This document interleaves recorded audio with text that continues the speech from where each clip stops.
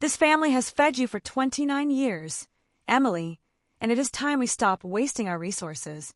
Last Christmas Eve, my mother forced 30 of my own blood relatives to vote on whether I still deserve to be a member of our family. Every single person in the room raised their hand to kick me out, but exactly 20 seconds after that unanimous vote, the front door of our house suddenly opened. A man who had disappeared 16 years ago walked straight into the living room. He was holding a heavy metal briefcase in his hand. My name is Emily Carter, and I am 29 years old. I work full-time as a school psychologist. This entire event took place on Christmas Eve of 2024. We live in Grayford, Oregon, which is a small coastal town with a population of about 10,000 people. In our town, local rumors spread much faster than the freezing ocean wind. Because the community is so small, everyone knows your business, your bank account status, and your personal failures by the time you wake up in the morning. My mother, Victoria Carter, is the person who controls this entire town and our entire family. She dictates who is respected and who is completely ruined. If you upset her, she uses her influence at the local church and the country club to make sure nobody in town speaks to you again. My father, Daniel Carter, has been a silent man for many years. He learned very early in his marriage that disagreeing with Victoria only led to endless screaming and public humiliation. So, he simply stopped talking. For my entire life, I watched him sit in his recliner and stare at the floor while my mother actively verbally abused me or my older brother, Lucas Carter. Lucas survived our childhood by agreeing with everything my mother said. He became her loyal follower because he was terrified of becoming her target. I chose a different path. I moved out, paid my own rent, and chose to become a school psychologist to help teenagers who deal with toxic parents. My mother hated my career choice because it did not make her look wealthy or important to her friends in Grayford. When I arrived at my parents' house on the night of Christmas Eve 2024, I expected a standard, tense holiday dinner. The house was packed with 30 relatives, including aunts, uncles, cousins, and grandparents. People were holding plates of roasted meat and drinking wine. However, the normal conversation stopped abruptly when my mother walked into the center of the living room and clapped her hands together. She had decided to turn our holiday gathering into a public family courtroom. She told everyone to sit down and ordered me to sit on a wooden stool right in the middle of the room. Then, she walked over to the large flat-screen television on the wall and plugged in her laptop. A bright Excel spreadsheet appeared on the screen. The bold text at the top of the document read, "Cost of raising Emily." I sat there in complete shock, looking around the room. I assumed this was some sort of cruel joke. Nobody was laughing. My relatives just stared at the screen, waiting for my mother to speak. I have spent the last week calculating exactly how much of a financial burden Emily has been on this family, my mother announced loudly, pointing a laser pointer at the television. She clicked a button, and the first row of numbers appeared. We will start with the basic cost of keeping her alive from childhood until she turned 18. Food, clothing, medical bills, and school supplies. That comes out to exactly $145,000. A quiet murmur went through the room. My Aunt Sarah shook her head in disapproval. I tried to speak up, stating that parents are legally required to pay for their children's basic needs, but my mother immediately yelled at me to stay silent. She clicked the pointer again. Next is her university education, she continued. She insisted on getting a degree in psychology. We paid for her tuition, her dorm, and her books. That cost this family $60,000. This was a massive distortion of the truth. I had taken out thousands of dollars in student loans to pay for the majority of my education, and I was still making heavy monthly payments to the bank. I looked at my brother, Lucas, hoping he would tell the family that I paid for my own school. He just looked down at his shoes, refusing to make eye contact with me. My mother clicked the presentation one last time. And finally, we have the money from her grandparents' estate, she said, her voice dripping with fake sadness. After they passed away, there were funds left over. Emily constantly asked for financial help over the last few years, secretly draining that account. She took $38,000. I stood up from the stool. I had absolutely no idea what she was talking about. I had never taken a single dollar from my grandparents' estate. When they died, my mother handled all the legal paperwork and told the entire family that there was no money left after paying for the funeral. The screen flashed red, and the final total appeared in huge numbers at the bottom of the spreadsheet. $243,000. $243,000, my mother said, turning to look directly at the 30 relatives. That is what she has cost us, and Emily has never paid back a single dime. My relatives gasped. The people in that room completely believed every word Victoria said because she controlled the family finances and nobody ever dared to question her bookkeeping. They looked at me with absolute disgust. We do not tolerate people who drain our resources, my mother declared. So, we are going to vote right now. Who thinks we should kick Emily out of this family tonight? I panicked. I looked at the people I had known my entire life. Slowly, one by one, their hands went up in the air. My aunts raised their hands. My cousins raised their hands. I looked at my older brother, Lucas. He hesitated for a second, then he raised his hand. Finally, I looked at my father, Daniel. He stared blankly at the wall behind me and slowly raised his right hand into the air. They all voted to remove me. The room was completely silent. I felt completely numb. I turned around to grab my coat from the hallway and leave the house forever. But 20 seconds later, the heavy wooden front door violently swung open. The freezing Oregon winter wind blew directly into the hot, crowded living room. A tall man in a thick coat stepped inside. It was Samuel Reed. He was my biological uncle, and he had been missing from our lives for exactly 16 years. When I was 13 years old, my mother had forcefully banished him from the family. She had told everyone in Grayford that Samuel was a hopeless alcoholic. She told the family that he was extremely greedy and that he was actively trying to destroy our family for money. Because of her power, everyone believed her, and Samuel was completely cut off. Now, he was standing in the center of the room. He was completely sober, wearing a neat suit under his coat. In his right hand, he carried a heavy metal briefcase. My mother stepped back, her face turning pale. "Get out of my house, Samuel," she ordered, but her voice was shaking. Samuel ignored her completely. He walked over to the coffee table, right in front of the television, displaying my fake $243,000 debt. He set the metal briefcase down on the wood. He looked at my mother, then he looked at the 30 relatives who had just voted to banish me. "I didn't come here tonight to cause trouble," Samuel said, his voice deep and perfectly calm. "I came here to return the truth." The freezing wind from the open front door still swept through the living room of our house in Grayford, Oregon. No one in the room dared to move or make a single sound. We all just stared at the man standing by the coffee table. It was Samuel Reed, my biological uncle who had been missing from our lives for exactly 16 years. He was the exact man my mother, Victoria Carter, had previously labeled as an alcoholic and a greedy person who wanted to destroy our family. But he did not look like an alcoholic tonight. He looked completely serious, and he was holding a heavy metal briefcase. He had just announced to the 30 relatives in the room that he did not come to cause trouble, but he came to return the truth. My mother stepped forward, her face turning completely pale. "Call the police, Daniel," she ordered my father. "Get this man out of my house right now." But my father, Daniel Carter, remained completely silent, just as he had done for my entire life. He did not reach for his phone. He just stared at the heavy metal briefcase sitting on the wooden table. My older brother, Lucas Carter, also stayed completely frozen in his chair. Samuel ignored my mother's frantic screaming. He placed his hands on the metal briefcase and unlatched the locks. The two sharp clicking sounds echoed loudly in the quiet room. He opened the lid. Inside the briefcase, there were organized stacks of legal documents.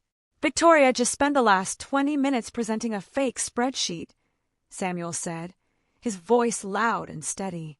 "She told you all that Emily drained the family resources. She told you that our parents died with no money left. That is a complete lie."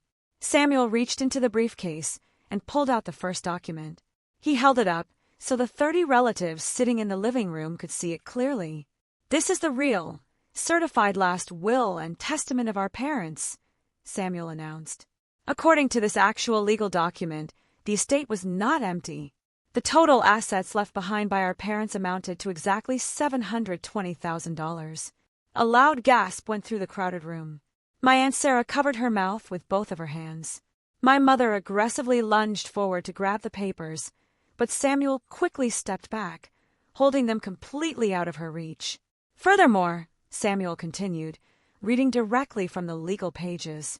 Our parents specifically set aside a $120,000 education fund.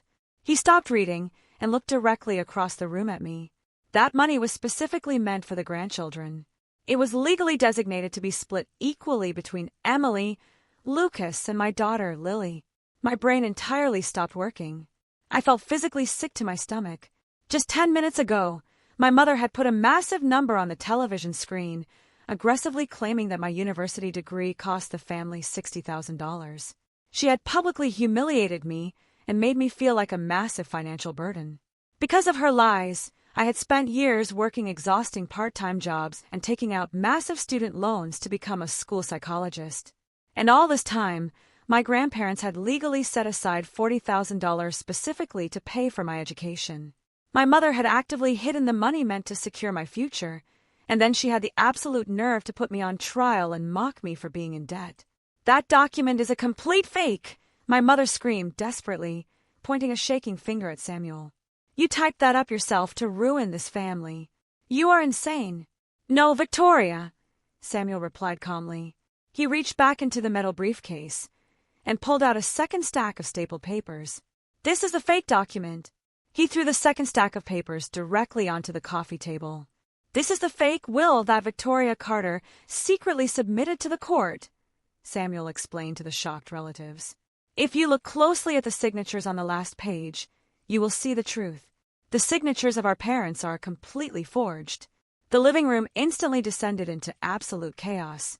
My relatives, the exact same 30 people who had confidently raised their hands to banish me into the freezing cold just minutes ago, were now whispering frantically to each other. They were rapidly realizing that the woman they had blindly trusted to control the family was a massive liar. You have absolutely no proof of where that money went, my mother yelled, her voice breaking into a high, hysterical pitch. You cannot prove anything. You are a bitter man. Actually, I can prove exactly where every single dollar went, Samuel said. He reached into the metal briefcase one more time and pulled out a thick folder. Because these are the certified bank records, he began passing copies of the bank statements out to the aunts and uncles sitting in the front row. They quickly snatched the papers from his hands, scanning the highlighted lines with wide eyes. These bank records prove the undeniable truth, Samuel announced, his voice booming over my mother's frantic protests. Exactly $420,000 was secretly withdrawn from the estate account. He paused and pointed directly at my mother. And it was transferred directly into a private bank account registered solely under the name Victoria Carter. My father finally moved from his chair. He slowly reached out and took one of the bank statements from Aunt Sarah's trembling hands. He stared at the highlighted transfer numbers. He was looking at the exact $420,000 that his own wife had secretly stolen from her parents, from her brother, and from her own children. Samuel slowly turned his back to my mother and walked over to the wooden stool where I was standing. He looked at me with deep sadness in his eyes. Do you understand what is happening here tonight, Emily? Samuel asked me gently, though his words were loud enough for the entire room to hear. Do you know why she aggressively invented a fake $38,000 debt? I shook my head, tears of anger and profound betrayal streaming down my face. Victoria needed to hide this massive theft, Samuel explained clearly. People in the family were eventually going to ask questions about the missing money. To completely hide the fact that she stole $420,000, she desperately needed a scapegoat. Samuel pointed firmly at me. And that scapegoat, he said, was you? My mother had intentionally set up this entire public family courtroom on Christmas Eve. She had deliberately fabricated the cost of raising Emily's spreadsheet.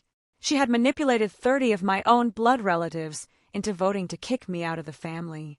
She did all of this simply because she needed everyone to believe I was the one draining the family resources, so nobody would ever look into her private bank accounts. She was perfectly willing to completely destroy my life and throw me out into the freezing winter night just to cover up her own massive financial crimes. My older brother, Lucas Carter, dropped his half-empty glass of wine onto the carpet. He had blindly followed our mother his entire life, even raising his hand to banish me just minutes prior, but looking at the forged signatures and the massive $420,000 bank transfer, his face crumpled in horror. He finally realized that the woman he was so terrified of was nothing more than a common thief. My mother stood completely isolated by the fireplace. The confident, controlling queen of Grayford was gone. She looked frantically around the room, trying to find a single person who would still believe her. She looked at her sisters, she looked at her son, and she looked at her husband. But the certified bank records in their hands were impossible to argue against. The $243,000 debt she tried to pin on me was a complete fabrication, while her $420,000 theft was a documented, legally binding fact. The metal briefcase, sitting on the coffee table, had completely destroyed the massive empire of lies she had built. The living room was completely paralyzed by what Samuel had just revealed. My mother, Victoria Carter, had intentionally set me up as a massive scapegoat just to hide the fact that she stole exactly $420,000 from our grandparents' estate. She had deliberately created a fake spreadsheet claiming I owed the family $243,000 simply to keep everyone distracted. The 30 relatives who had just unanimously voted to kick me out of the family were now staring blankly at the certified bank records in their hands. They were looking directly at the undeniable legal proof that $420,000 was transferred straight into a private bank account registered under Victoria's name. The harsh realization slowly washed over the entire room. The family finally understood the absolute truth. The woman they had blindly trusted and feared, the woman who completely controlled our family and the town of Grayford, was nothing more than a thief. My Aunt Sarah was the very first person to break the heavy, uncomfortable silence. She dropped the certified bank statement onto the coffee table like it was physically burning her hands. She looked at my mother with pure disgust, and then she slowly turned her head to look at me. Aunt Sarah, the exact same woman who had confidently raised her hand to throw me out into the freezing Christmas night just a few minutes ago, walked over to my wooden stool. She started apologizing to me. She frantically told me she had absolutely no idea about the stolen money and that she never should have voted against me. Then, my cousin Mark walked over and started apologizing too. He mumbled quietly that they were all just following Victoria's orders because they were terrified of becoming her next target. The apologies started coming from all directions as my relatives desperately tried to backpedal and clear their own names. I looked at all of them with absolute contempt. I did not want to hear a single apology from any of them. They were cowards who were perfectly willing to destroy a 29-year-old woman's life just to stay on my mother's good side. I clearly told them to step away from me. Suddenly, the most unexpected thing of the entire night happened. My father, Daniel Carter, actually stood up from his chair. For my entire life, my father had been a completely silent man. He never argued with my mother, he never defended me or my brother Lucas, and he spent years just staring at the floor to avoid her constant anger. But tonight, holding the real will and the undeniable bank records in his hands, he finally broke his 30 years of silence. He walked right past the large television screen that still absurdly displayed the fake $243,000 debt. He stopped directly in front of my mother. He did not look angry, he just looked incredibly exhausted. "Victoria," my father asked, his voice shaking heavily but loud enough for the entire room to hear, "is all this true?" My mother completely panicked. She looked at her husband, the man she had dominated for 3 decades, and realized she was rapidly losing her final grip on the room. She immediately tried to play the victim. She started crying fake tears. She loudly claimed that she only took the $420,000 to protect the family from Samuel, whom she still insisted was a terrible person. She explicitly claimed she forged the signatures on the will because she was the only one smart enough to correctly manage the $720,000 estate. She tried to make it sound like she was carrying a massive, selfless burden for all of us. Nobody believed her. Her excuses were incredibly weak, and the certified bank records sitting right there on the table proved she was entirely selfish. She did not protect the money for the benefit of the family. She secretly put it in her own private account. Then, an older woman slowly stood up from her seat near the front window. It was our extended grandmother. She was the oldest living member of our entire family. She did not say a single word to my mother. She did not yell, and she did not ask any questions about the money. She simply picked up her heavy winter coat, wrapped her thick scarf around her neck, and walked straight out the front door into the freezing night. She was the very first person to leave the house. Her silent departure broke the final spell my mother had over the family. Instantly, the rest of the relatives started scrambling to leave. Uncles grabbed their jackets from the hallway closet. Cousins quickly shoved their feet into their winter boots without even tying the laces. Nobody bothered to say goodbye to my mother. Nobody wished anyone a Merry Christmas. The only sound in our house was the frantic, heavy rustling of 30 people rushing to escape the house as fast as possible. Within 10 minutes, the massive, crowded living room was completely empty. The holiday dinner was left entirely untouched on the dining room table. The television screen was still turned on, glowing brightly in the dark. And Victoria Carter, the woman who used to control everything in Grayford, was left standing completely alone in the exact center of the room. I did not want to look at her face for another second. I grabbed my jacket from the back of a chair and walked out the front door. The freezing Oregon wind hit my face immediately, but the cold air felt amazing after the suffocating heat of that living room. I walked down the wooden front steps and stopped on the porch. Samuel was standing there, leaning casually against the railing. He had already packed his legal documents back into his metal briefcase and was looking out at the dark, snow-covered street. "Are you okay, Emily?" he asked me directly. "I don't know," I answered honestly, zipping up my jacket to my chin. "I feel like I just woke up from a 30-year nightmare." "Why did you come back tonight? After 16 years, why now?" Samuel turned to look at me, and he finally explained exactly what happened 16 years ago. When our grandparents were getting older, Samuel started noticing small amounts of money mysteriously disappearing from their joint accounts. He quietly investigated and discovered that Victoria was slowly taking their money behind their backs. He tried to warn the rest of the family about her theft. But my mother was far too powerful in the town of Grayford. Before Samuel could gather the actual legal proof to stop her, she aggressively smeared his reputation. She told everyone in town that he was an alcoholic and a greedy thief who just wanted to steal the inheritance for himself. Because the town completely believed her rumors, the family entirely cut him off, and he was forced to leave. I spent the last 16 years quietly tracking down the real evidence, Samuel told me on the porch. I legally forced the banks to release those transfer records. I saved up my own money to hire an independent expert to prove the will she submitted was a complete forgery. I waited for the exact right moment to expose her. "But why tonight?" I asked him again. "Why Christmas Eve?" "Because I heard through some old connections in town what she was planning to do to you," Samuel replied. I knew she was getting incredibly desperate to hide the stolen $420,000 because people were starting to ask questions. I knew she was going to use you as the public scapegoat to distract the family. I couldn't let her completely destroy your life the exact same way she destroyed mine 16 years ago. So, I packed my briefcase and drove here to stop it. I stood there on the porch, processing everything he was saying. I thought about the $120,000 education fund my grandparents had legally set aside for Lucas, Lily, and me.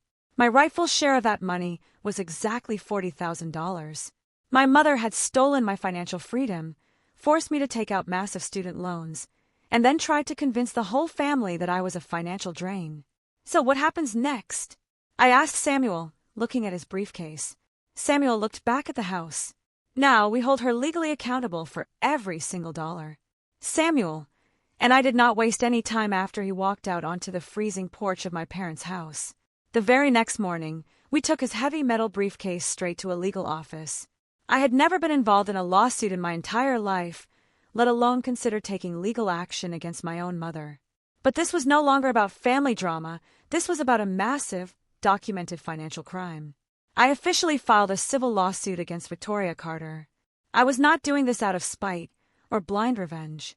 I simply wanted the exact $40,000 from the education fund that my grandparents had legally set aside for me. Samuel also filed a lawsuit to get back his rightful share of the $720,000 inheritance. The evidence Samuel had spent 16 years gathering was absolutely bulletproof.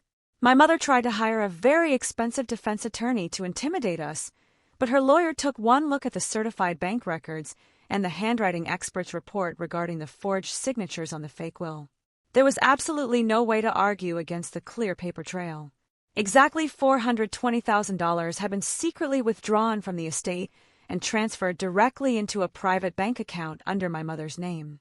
Faced with the undeniable legal reality of going to prison for fraud and theft, Victoria had no choice but to surrender. The court legally forced her to liquidate her private assets to pay back the stolen money. But the financial ruin was not the worst part for my mother. The worst part was the complete and total collapse of her social empire. As I mentioned before, Grayford is a small coastal town in Oregon with a population of about 10,000 people. In a town that small, local rumors spread much faster than the ocean wind. You simply cannot hide a massive family lawsuit involving a forged will and hundreds of thousands of dollars in stolen inheritance. The 30 relatives who had frantically run out of our living room on Christmas Eve quickly started talking. They desperately wanted to clear their own names and avoid any association with my mother's crimes, so they told everyone in town exactly what Victoria had done. Within a few weeks, the undisputed Queen of Grayford was completely dethroned. The same local community that used to treat her with absolute respect suddenly treated her like a criminal. The local church, where my mother used to hold a massive amount of power and strictly judge other people, officially removed her from the church board.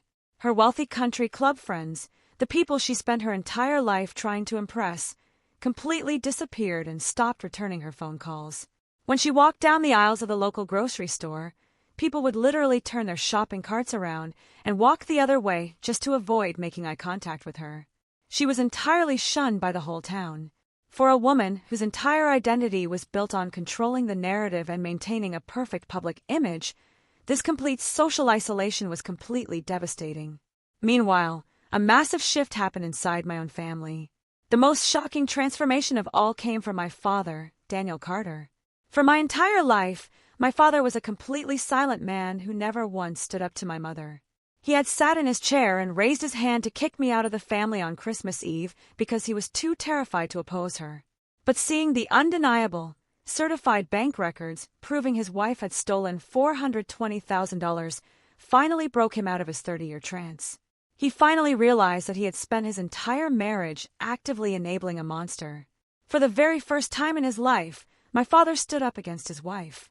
He completely stopped taking her orders, and he flatly refused to help her fight the lawsuit. But he did not just stop there.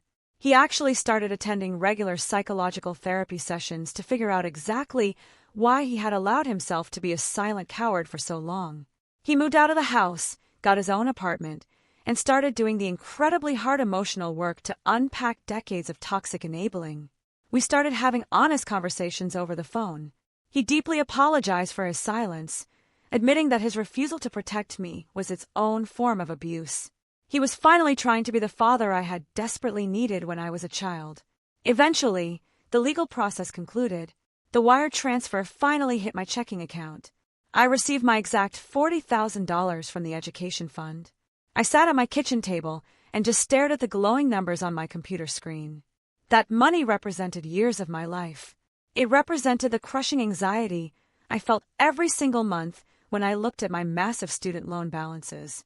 My mother had publicly shamed me and claimed I cost the family $60,000 for my university degree, when in reality, my grandparents had already paid for it. I did not hesitate for a single second. I transferred the entire amount directly to my loan provider. With a few clicks, the heavy financial weight was completely gone. Samuel also recovered his rightful share of the inheritance, finally getting the justice he deserved after being banished for 16 years. After the lawsuit was fully settled and the money was returned, I realized there was one final thing I needed to do. I needed to properly close this terrible chapter of my life. I sent my mother a brief text message, asking her to meet me at a small cafe right in the center of Grayford. It was a place she used to visit every morning to gossip with her friends and judge the rest of the town. Now, it was just a regular coffee shop where she had to sit completely alone. When I walked into the cafe, I saw her sitting in a corner booth. The physical change in her appearance was genuinely shocking. Victoria Carter looked completely defeated, exhausted, and incredibly small. The total social isolation she was experiencing in this town of 10,000 people was clearly destroying her. I walked over and sat down across from her. I did not order a drink. I just looked directly into her eyes. For the very first time in 29 years, I realized that I was absolutely no longer afraid of her. She had no money to hold over me, she had no social army to back her up, and her lies were fully exposed for the entire world to see. My mother immediately started crying. She nervously picked at her napkin and tried to play the victim one last time. She frantically told me how hard it was to be hated by the entire town, and she made weak excuses about why she forged the signatures and stole the money. She desperately wanted me to feel sorry for her. I kept my voice completely calm and steady. "I do not need your apology," I told her directly, cutting off her tears. "A forced apology from you means absolutely nothing to me after you actively tried to ruin my future and humiliate me in front of 30 people on Christmas Eve. I just need you to stop destroying my life." She stopped crying and just stared at me with a mix of shock and genuine shame. I did not wait for her to formulate another manipulative excuse. I simply stood up from the booth, pushed my chair in, and walked out of the cafe into the crisp coastal air. I did not look back. I just kept walking, leaving Victoria Carter sitting entirely alone in the town she used to completely rule. Exactly 1 year has passed since that terrible Christmas Eve where 30 of my own blood relatives voted to kick me out of the family. The small coastal town of Grayford, Oregon, looks exactly the same, but my everyday life is completely unrecognizable. Walking out of that cafe and leaving my mother, Victoria Carter, sitting entirely alone was the final time I ever spoke to her. She remains completely shunned by the entire town, permanently removed from her church board, and ignored by all the friends she spent her life trying to impress. I completely blocked her phone number, and I never looked back. Living for a full year without the heavy, suffocating anxiety of my mother's control has entirely changed how I operate on a daily basis. The biggest immediate shift was my financial freedom. Using the $40,000 I successfully recovered from the civil lawsuit, I completely paid off every single cent of my student debt. That money originally came from the $120,000 education fund my grandparents had legally set aside for me, my older brother Lucas, and Samuel's daughter Lily. Waking up every morning and knowing that I do not owe a massive monthly payment to a bank is the most liberating feeling in the world. I no longer have to work exhausting extra hours just to survive. Because I finally had extra money in my bank account and a stable schedule working as a school psychologist, I decided to invest directly into my own future. I officially went back to school to get an advanced degree in family therapy.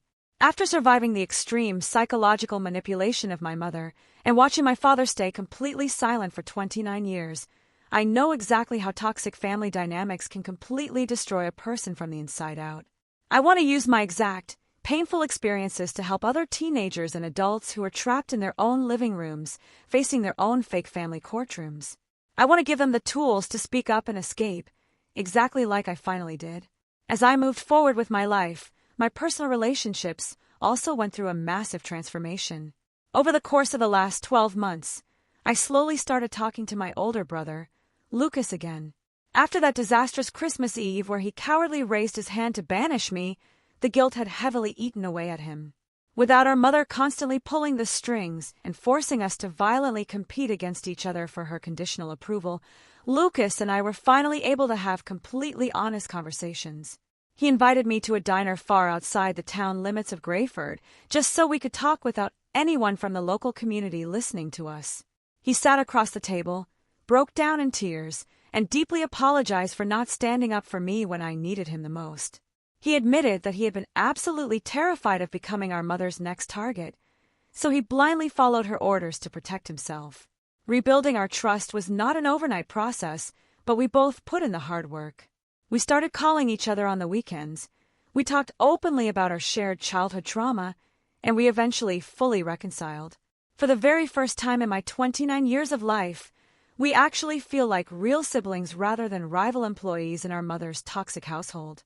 My father, Daniel, is also continuing his long journey of fixing his own life. He still lives in his own apartment, and he actively continues to attend his psychological therapy sessions. He is slowly figuring out exactly who he is without Victoria giving him daily, strict orders. We talk on the phone occasionally, And while our relationship is still deeply complicated by his 3 decades of absolute silence, I respect the fact that he was the only one in that living room who finally stood up and asked his wife if the stolen $420,000 was real. He is genuinely trying to change, and that is a massive step forward. But the absolute most unexpected and beautiful change in my life over the last year is the deep bond one built with my Uncle Samuel. The exact man who had been forcefully banished from our family for 16 years, who was completely smeared as a greedy alcoholic, became the most stable and supportive figure in my daily life. He did not just bring the undeniable truth in a metal briefcase that night. He brought a genuine, protective sense of family that I had never experienced before. I spent countless weekends driving up the Oregon coast to visit him and his daughter, Lily. Lily also received her rightful share of the $120,000 education fund, which completely changed her life and allowed her to finish her own degree without massive financial stress. One chilly Saturday morning in late November, Samuel and I went fishing out on the quiet coastal waters. We were sitting in his small aluminum boat, watching the thick morning fog slowly roll over the dark, freezing ocean. It was incredibly cold, but it was absolutely peaceful. There was no screaming, no fake $243,000 debt spreadsheets, and no judgment. We just sat there side by side, holding our fishing rods, drinking hot coffee from a thermos, and talking about my new college courses in family therapy. Samuel looked at me, smiled, and told me how incredibly proud he was of the woman I had become. It was a simple, completely normal compliment, but it meant the absolute world to me because it was genuine. Sitting in that small boat, looking out at the endless water, I finally understood the biggest lesson of this entire nightmare. I spent my whole life believing that family was strictly defined by shared DNA and blood relations. I thought I had to endure endless emotional abuse simply because the people hurting me were my own relatives. But that is a complete lie. I finally understood that family is not just about blood. Family is not about who raised you, and it is definitely not about who sits next to you at a crowded holiday dinner table. True family is strictly defined by loyalty, absolute honesty, and protection. Family is the specific group of people who choose to stand by your side when the undeniable truth finally comes out. Family is the person who walks through a freezing front door with a heavy metal briefcase, risking his own peace just to save you from being destroyed. I permanently lost 30 toxic relatives on that Christmas Eve, but I finally found my real family. And for the very first time in my life, I am not afraid of the future. The aftermath of the massive civil lawsuit did not just involve legal paperwork and recovering my $40,000 share of the $120,000 education fund. It also forced me to directly confront the completely shattered relationships within my own family, specifically focusing on my older brother, Lucas Carter. For my entire life, Lucas and I were never allowed to just be normal siblings. Our mother, Victoria Carter, the absolute controlling force of our family and our local community, intentionally pitted us against each other. We grew up in an incredibly toxic environment where her conditional love was treated like a very scarce resource. You either blindly followed her strict rules, or you quickly became her next victim. Lucas chose the path of absolute obedience just to survive her constant psychological abuse. On Christmas Eve of 2024, when my mother aggressively demanded that 30 of our own blood relatives vote on whether to kick me out of the family, Lucas actually raised his hand to banish me. Watching my own older brother agree to throw me out into the freezing cold over a completely fabricated $243,000 debt was easily one of the most painful moments of my entire life. But a few months after the civil lawsuit finally concluded and Victoria was completely shunned by the entire town, Lucas reached out to me. He sent me a long text message asking if we could meet face-to-face. Because Grayford, Oregon, is a very small coastal town of about 10,000 people where local rumors spread much faster than the ocean wind, he specifically asked to meet at a small roadside diner located 2 towns away. He desperately wanted a neutral place where nobody knew us, far away from the highly judgmental eyes of the local community. When I walked into the quiet diner, Lucas was already sitting in a booth near the back window. He looked entirely exhausted and deeply ashamed. Without our mother constantly pulling the strings and forcing us to violently compete against each other, Lucas was finally forced to sit in silence and face the harsh reality of his own cowardly actions. I sat down across from him, keeping my emotional guard all the way up.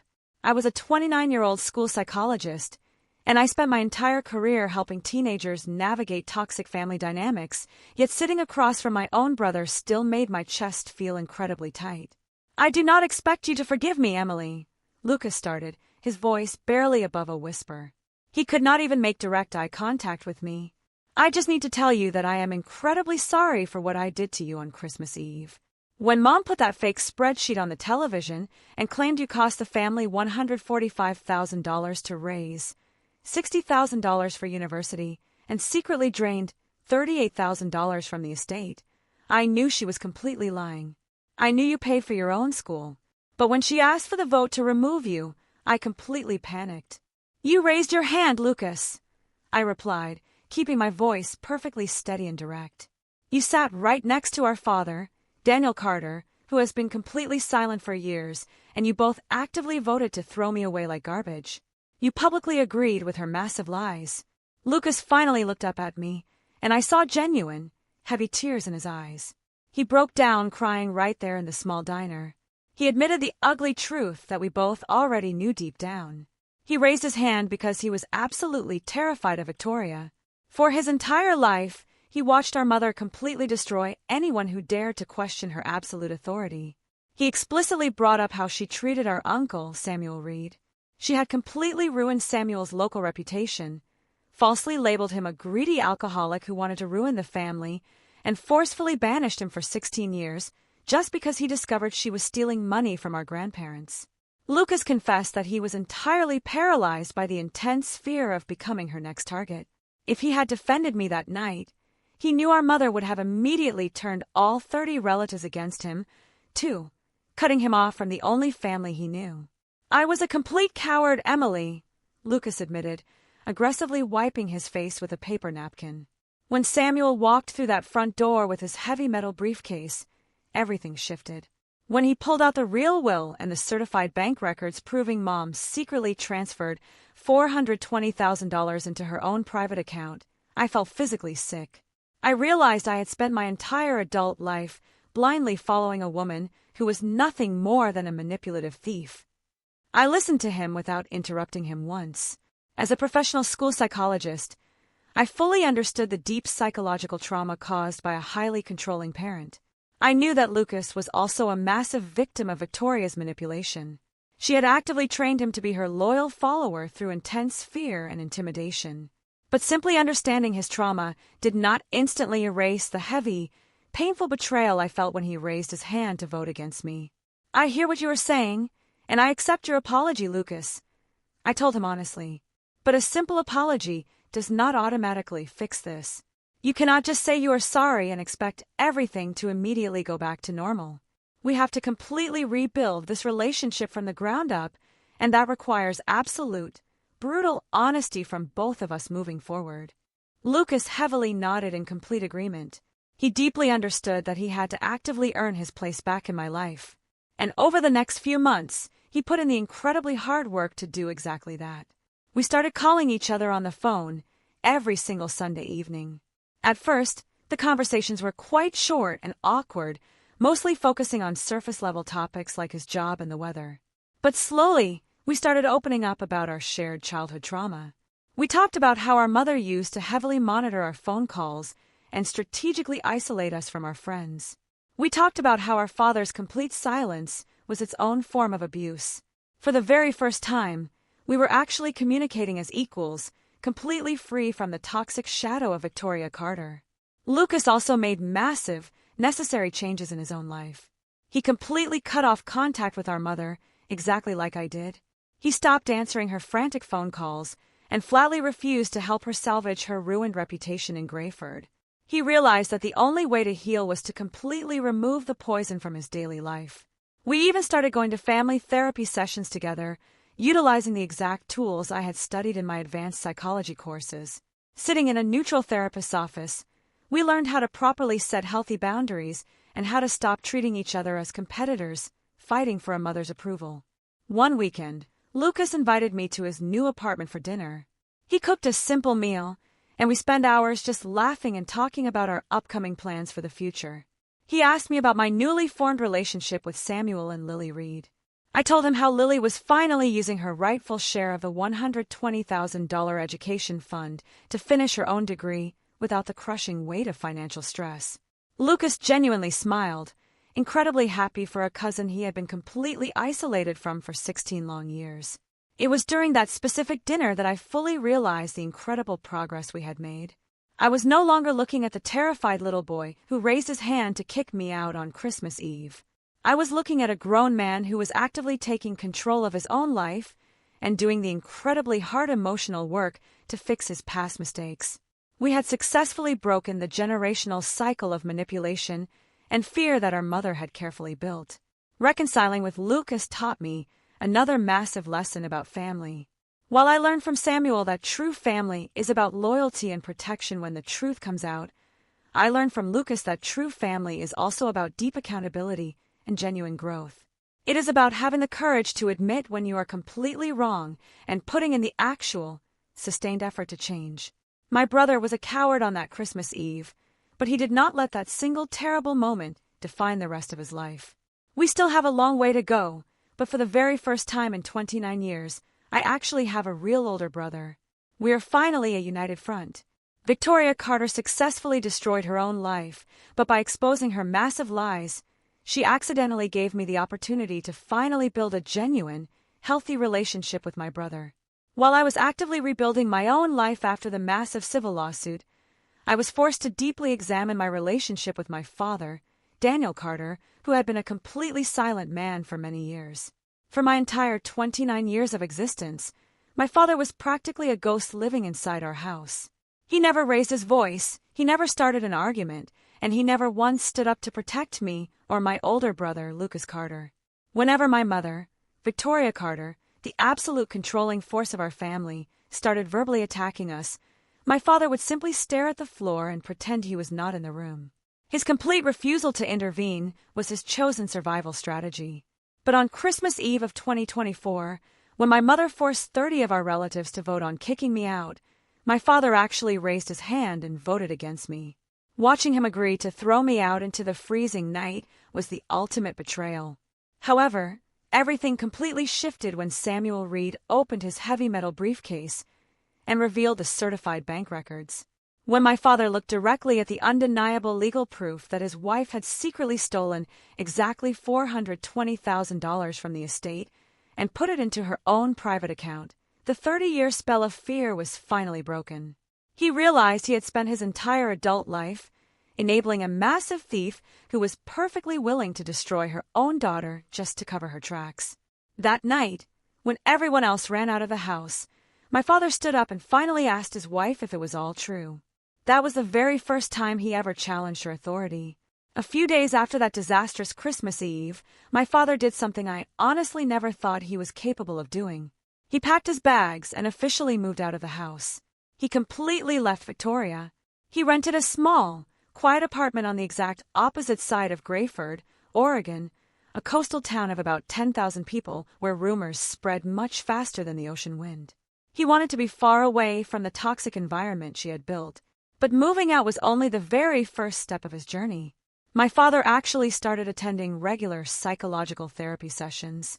For a man in his 60s who had spent his entire life burying his true emotions and avoiding conflict at absolutely all costs, walking into a professional therapist's office was a massive, terrifying leap. Because I am a 29-year-old school psychologist and I was actively going back to school to study family therapy, I fully understood exactly how difficult his recovery journey was going to be. In his therapy sessions, my father had to brutally confront the absolute cowardice that defined his long marriage. He had to unpack exactly how Victoria systematically broke down his confidence during their early years together until he simply gave up fighting back. But more importantly, his therapist forced him to face the devastating reality of his silence. He had to learn the hard way that remaining silent while your children are being psychologically manipulated is not a neutral act. By refusing to protect Lucas and me, my father was actively participating in our childhood trauma. He had to face the ugly truth that raising his hand to vote me out was his absolute rock bottom. He called me one Tuesday evening, about 3 months after the civil lawsuit began. I stared at his name on my phone screen for a long time before I finally decided to answer. I fully expected him to make weak excuses, just like my mother always did whenever she was caught doing something wrong.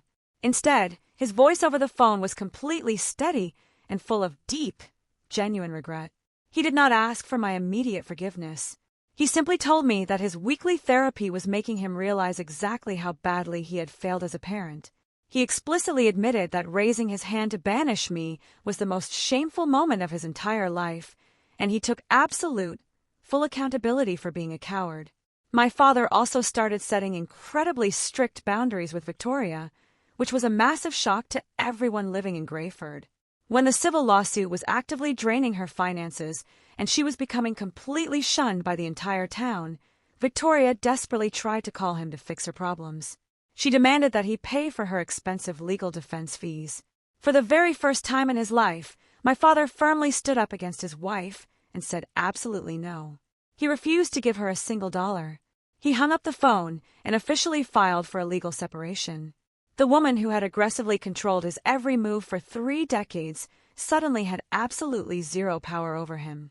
The local community, who used to view my father as a weak, silent man, was entirely shocked by his sudden display of strength. Eventually, my father asked if we could meet in person to talk. We decided to meet at a public park near the coast, walking along the freezing ocean water to avoid anyone from town listening to us. When I saw him walking toward me, he looked completely different. He was no longer the terrified man who heavily slouched and stared at his shoes. He stood up straight and looked me right in the eyes. As we walked, he apologized to me in a way he never had before. He told me that he knew he could never erase 29 years of massive failure. He knew he could not give me back the peaceful childhood I deserved, but he explicitly promised that he was going to spend the rest of his life actively trying to be the real father I desperately needed. He also told me he was incredibly proud of me for suing Victoria and successfully taking back the $40,000 from the education fund that she had secretly stolen. I listened to him, and I genuinely believe his words. Rebuilding a relationship with a parent who allowed you to be abused for years is an incredibly complex process. You cannot just instantly forget the decades of neglect. But I also recognize the massive amount of difficult emotional work he was actively putting in. It is incredibly rare for someone his age to completely rewire their brain, go to therapy, and clearly admit they were entirely wrong. I told him that I highly appreciated his honesty, and I agreed to start slowly rebuilding our relationship on entirely new, healthy terms. My father also did the exact same thing with my older brother, Lucas. He sat down with Lucas in his new apartment and deeply apologized for not protecting him from Victoria's manipulation. He openly acknowledged that his complete failure as a father was the exact reason Lucas grew up terrified and compliant. Seeing our father take absolute accountability actually helped Lucas heal much faster. It proved to my brother that people can change, completely breaking the generational cycle of fear that had heavily infected our family for so long. Today, my father is still living independently in his apartment, and he still goes to his therapy sessions every single week without fail. He is definitely not a perfect man, and our relationship is still heavily a work in progress.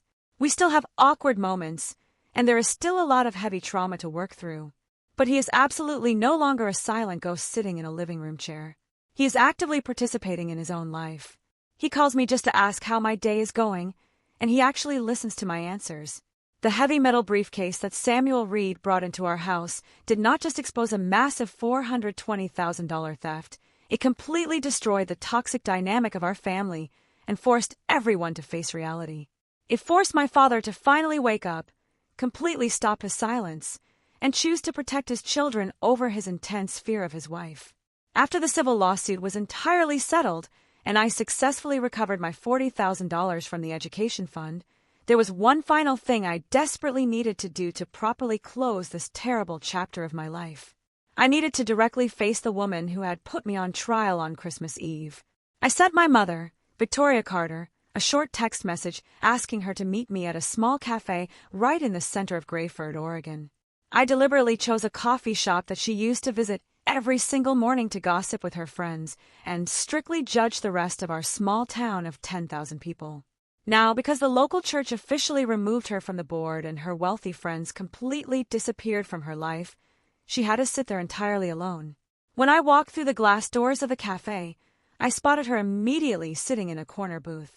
The physical change in her appearance was genuinely shocking. Victoria Carter, the undisputed controlling queen of our family, looked entirely defeated, incredibly exhausted, and much older than her actual age. The total social isolation she was experiencing in Grayford was clearly taking a massive toll on her daily existence. I slid into the wooden booth, directly across from her. I did not order anything to drink or eat. I just sat there and looked directly at the woman who had spent 29 years trying to violently control my entire existence. For the very first time in my life, looking directly into her eyes, I realized that I was absolutely no longer afraid of her.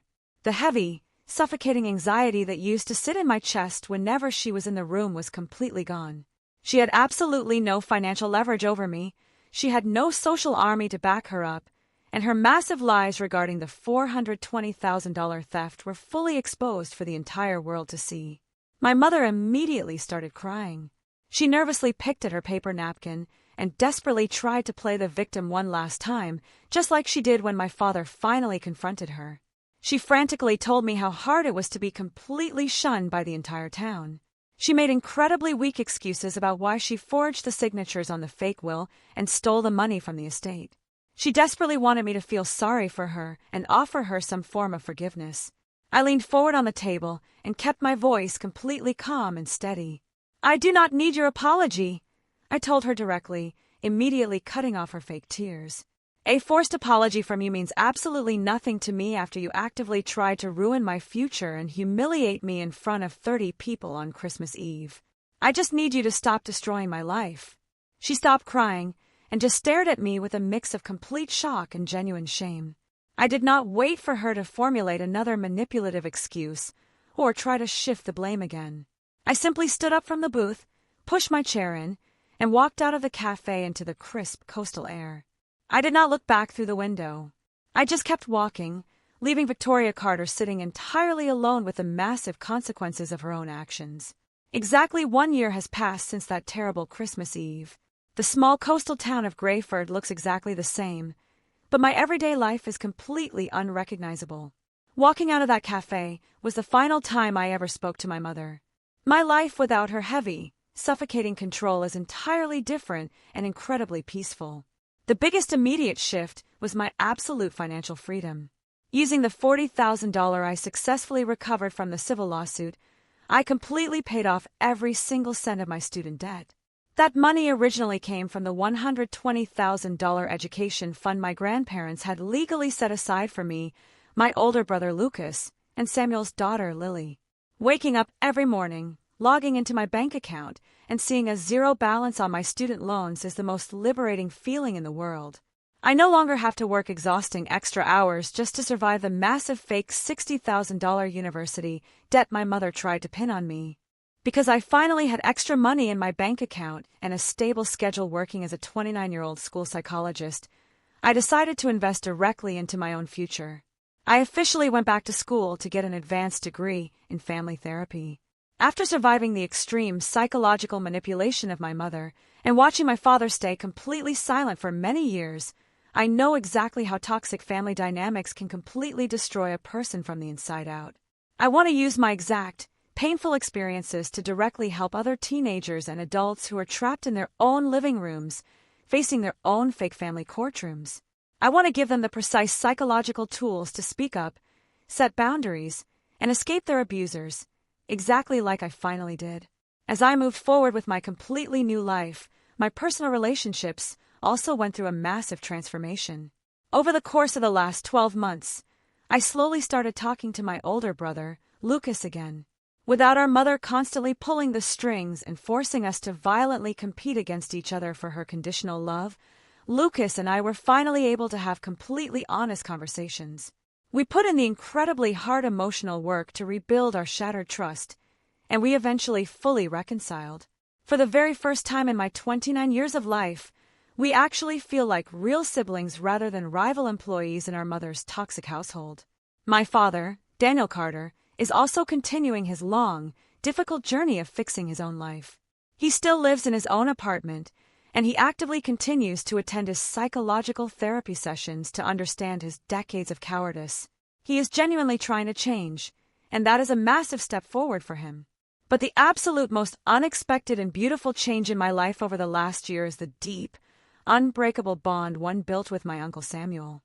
The exact man who had been forcefully banished from our family for 16 years, who was completely smeared as a greedy alcoholic, became the most stable and supportive figure in my daily life. He did not just bring the undeniable truth in a heavy metal briefcase that night. He brought a genuine, protective sense of family that I had never experienced before. One chilly Saturday morning, Samuel and I went fishing out on the quiet coastal waters. We were sitting in his small aluminum boat, watching the thick morning fog slowly roll over the dark, freezing ocean. It was incredibly cold, but it was absolutely peaceful. There was no screaming, no fake $243,000 debt spreadsheets, and no public judgment. We just sat there side by side, holding our fishing rods, drinking hot coffee from a thermos, and talking extensively about my new college courses in family therapy. Samuel looked at me, smiled warmly, and told me how incredibly proud he was of the woman I had become.